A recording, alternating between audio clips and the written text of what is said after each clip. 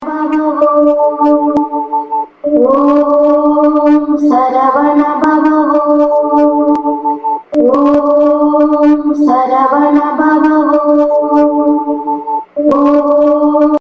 எண் 211.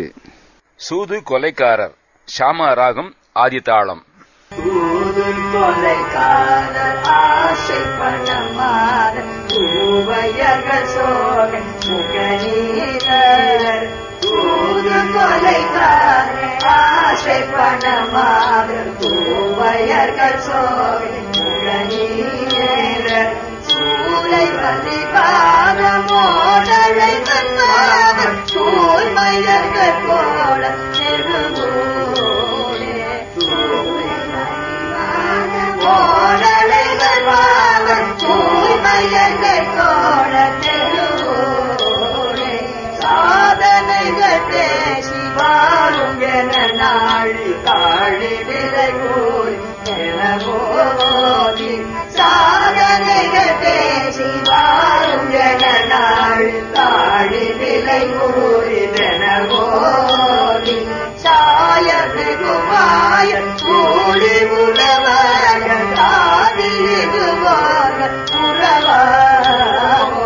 சாய வெகுமாய கூலி உழவர்கள் காதிதுவாக உறவாமோ. வேத முனிவோர்கள் பாலகர்கள் மாதர் வேதியர்கள் பூசல் என ஏகி. வேத முனிவோர்கள் பாலகர்கள் மாதர் வேதியர்கள் பூசல் என ஏகி. வீர சுரபாரி வீர அழகேழு வேலை அழலாக திகுமேலா. வீர சுரபாரி வீர அழகேழு வேலை அழலாக திகுமேலா. நாதரிடமேவ மாறு சிவகாமி நாரி அபிராமி அருள்வாலா. நாதரிடமேவ மாறு சிவகாமி நாரி அபிராமி அருள்வாலா. நாரண சுவாமி ஜீவ மகளோடு ஞானமலை பெருமாளே.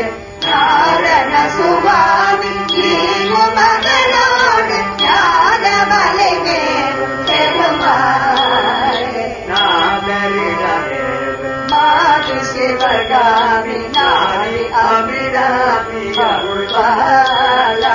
நாதரிடமே மாது சிவகாமி நாரி அபிராமி அருள்வாலா.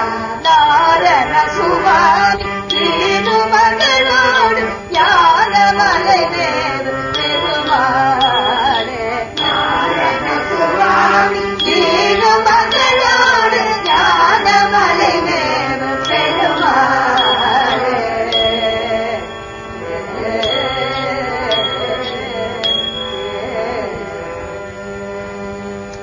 பாடல் எண் 211. சூது கொலைக்காரர். ஞானமலை பாடல். சூது கொலைக்காரர் ஆசி பணமாதர் தூபையர்கள் சோகை முக நீலர் சூலை வலி வாதமோடு அளைவர் பாவர் தூமையர்கள் கோளர் தெருவோடே சாதனைகள் பேசி வாரும் என நாழி தாழி விலை கூறி இது என ஓதி சாய வெகு மாய தூளியுறவாக தாடி இடுவோர்கள் உறவாமோ. பொதுமகளுடைய உறவு ஆகுமோ கூடாது என்றபடி.